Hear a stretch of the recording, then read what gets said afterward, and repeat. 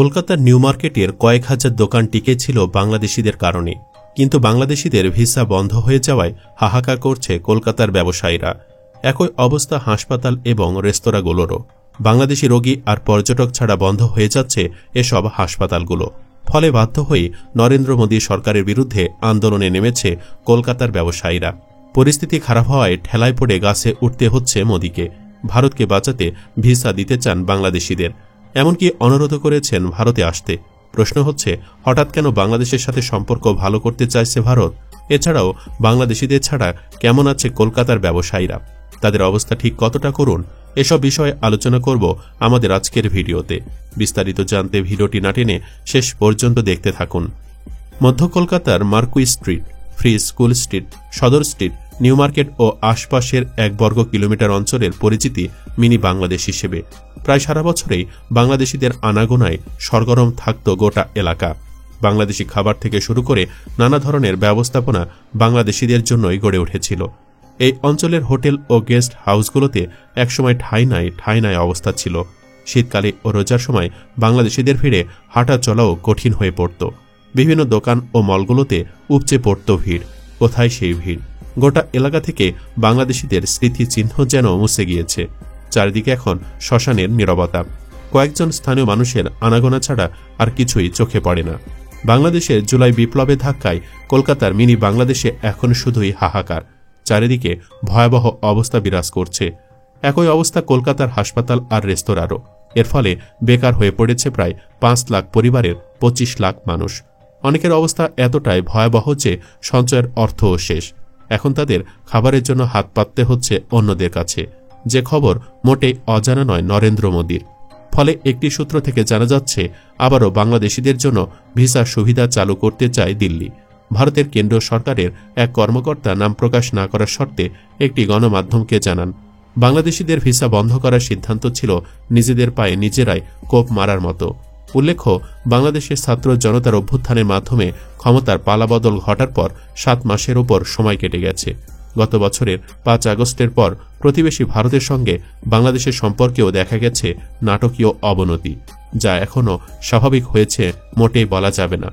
ঢাকার শীর্ষস্থানীয় সরকারি কর্মকর্তা ও নীতি নির্ধারকরা মনে করছেন, রাষ্ট্র হিসাবে ভারত যে বাংলাদেশ বিরোধী রেটরিক থেকে সরে আসার ইঙ্গিত দিচ্ছে, এটা একটা ভালো লক্ষণ, যা সুস্থ ও স্বাভাবিক সম্পর্কের পথ প্রশস্ত করতে পারে। ভারতের সাবেক শীর্ষস্থানীয় কূটনীতিবিদ তথা ঢাকায় ভারতের প্রাক্তন রাষ্ট্রদূত ভীনা সিকরি মনে করেন, ভারত যে বাংলাদেশের সঙ্গে সহজ ও স্বাভাবিক সম্পর্ক চায়, এর মধ্যে কোনো ভুল নেই। তবে এখন কয়েকটি বিষয় নিয়ে দিল্লিকে সাবধান থাকতে হবে।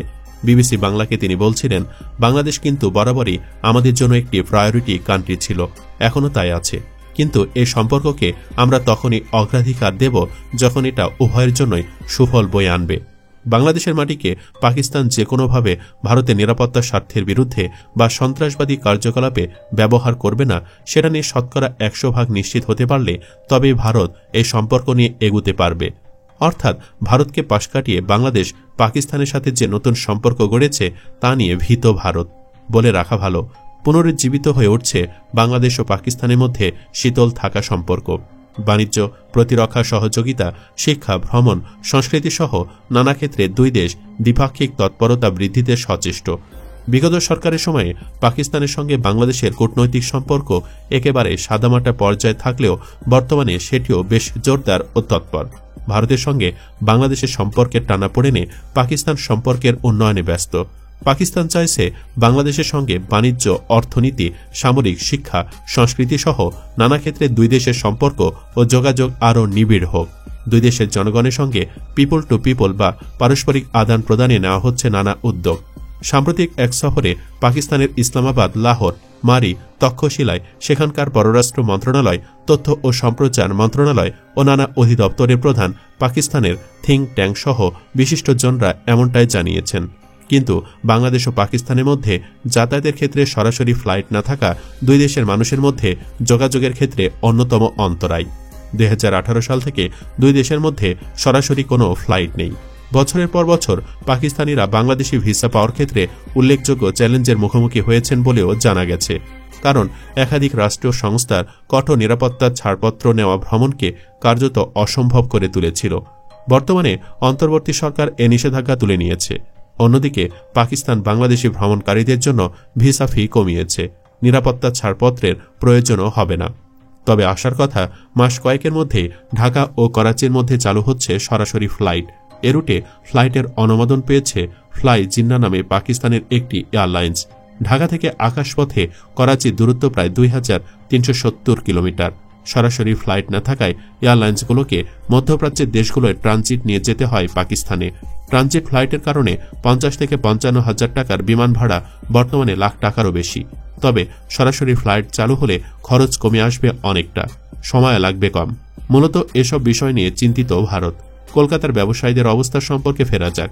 জুলাই থেকেই বাংলাদেশিদের আশা কমছিল, তবে গত 6 মাসে তা কমতে কমতে এখন এমন অবস্থা দাঁড়িয়েছে যে হোটেল মালিকরা সহ সব ব্যবসায়ীরাই মাছি তাড়াচ্ছেন। অনেক হোটেল বন্ধ হয়ে গিয়েছে, বন্ধ হয়েছে অনেক রেস্তোরাঁ, ট্রাভেল এজেন্সির অফিস ও মুদ্রা বিনিময় কেন্দ্র। বিশিষ্ট হোটেল ব্যবসায়ী ও Marquis Street Free School Street Welfare Society সহ সম্পাদক মনোতোষ সরকার জানান, এই অঞ্চলের ব্যবসা বাণিজ্য সবই বাংলাদেশিদের ওপর নির্ভর করে ব্যাপক আকার নিয়েছিল। গত 6-7 মাসে বাংলাদেশিদের আশা কমতে কমতে প্রায় শূন্যে নেমে আসায় এই অঞ্চলের ব্যবসায়ীরা সবাই অর্থনৈতিকভাবে ভীষণ ক্ষতিগ্রস্ত। হোটেলগুলোতে বাংলাদেশি নেই বললেই চলে, বিশাল খরচের বোঝা সকলের কাঁধে। একই কথা জানান কলকাতার 1 কোটি হোটেলের ম্যানেজার। তিনি বলেন, একসময় আমরা বাংলাদেশি আবাসিকদের জায়গা দিতে পারতাম না, এখন 2-4 জন ছাড়া কোনো গেস্ট নেই। এক রেস্তোরাঁর মালিক জানালেন, আর বলবেন না ভাই, রেস্তোরাঁ খুলে রাখা এখন কঠিন হয়ে পড়েছে। আগে যেখানে বাংলাদেশি পর্যটকদের বসার জায়গার জন্য অপেক্ষা করতে হতো, এখন সেখানে চুপচাপ বসে থাকা ছাড়া কোনো কাজ নেই। তিনি জানালেন, ফুটপাতের খাবারের দোকানগুলোর অবস্থা আরও শোচনীয়। ক্রেতার অভাবে অনেকে দোকান বন্ধ করে দিয়েছেন। নিউ মার্কেটের আরেক ব্যবসায়ী বলছিলেন, বাংলাদেশিদের ওপরই আমরা নির্ভরশীল হয়ে পড়েছিলাম, ফলে তাদের অনুপস্থিতিতে সব কাপড়ের দোকানে কর্মী কমিয়ে দিতে হয়েছে। অনেক আর্থিক ঋণের বোঝা চেপে রয়েছে। কি হবে তা নিয়ে তিনি ও তার মতো সব ব্যবসায়ীরাই চরম হতাশায় দিন কাটাচ্ছেন। তিনি আরও বলেন, ঈদ আসছে, কিন্তু বাংলাদেশের পরিস্থিতি যা চলছে তাতে কোনো আশা দেখতে পাচ্ছি না। ফলে ঈদের জন্য আগে থেকে যেসব অর্ডার দিয়ে রেখেছিলাম সেগুলো বাতিল করতে হচ্ছে। পার্ক স্ট্রিটের বিলাসবহুল শাড়ি ও শেরওয়ানি দোকানগুলোরও এখন করুণ অবস্থা। স্থানীয়রা ছাড়া আর কোনো পর্যটকের দেখা মিলছে না। বাংলাদেশিরা ছিলেন এসব দোকানের বড় বড় ক্রেতা, জানান এক দোকানের কর্মচারী। কলকাতার বণিক সভার এক কর্তা জানিয়েছেন, বাংলাদেশ থেকে পর্যটক আসা ভিসা ও অন্যান্য কারণে বন্ধ হয়ে যাওয়ায় পশ্চিমবঙ্গের অর্থনীতিতে মারাত্মক প্রভাব পড়েছে। হাসপাতালের ব্যবসা মার খাচ্ছে। নিউ মার্কেট থেকে EM বাইপাসে তৈরি বহু হোটেল বাংলাদেশি রোগী ও তাদের পরিবারের ওপরে নির্ভরশীল। সেখানে কলকাতা ও রাজ্যের ছেলেমেয়েরা কাজ করেন। বাংলাদেশিরা না আসায় হোটেলের ব্যবসাও মার খেয়েছে, ফলে অনেকেই রুটি রুজি হারিয়েছেন। বিভিন্ন দোকানের কর্মচারীদেরও ছাঁটাই করা হচ্ছে। শুধু নিউ মার্কেট অঞ্চল নয়, গড়িয়াহাট, হাতিবাগানের মতো এলাকাগুলোর ব্যবসায়ীরাও বাংলাদেশিদের ওপর নির্ভর করতেন। তারা এখন হাহুতাশ করছেন। একই চিত্র বড় বাজারের বড় বড় শাড়ির আড়তগুলোতেও। বাংলাদেশের সাধারণ মানুষ থেকে শুরু করে ব্যবসায়ীরা পর্যন্ত প্রচুর পরিমাণ শাড়ি ও পোশাক কিনে বাংলাদেশে পাঠাতেন, সেসব এখন এক প্রকার বন্ধ। সুপ্রিয় দর্শক, অনেকে বলছেন, ভারত যতই বাংলাদেশিদের ভিসা দিক, আমাদের উচিত হবে ভারতে না যাওয়া। তাদের এই দাবির সাথে আপনি কি একমত? কমেন্ট বক্সে জানিয়ে দিন আপনার মতামত।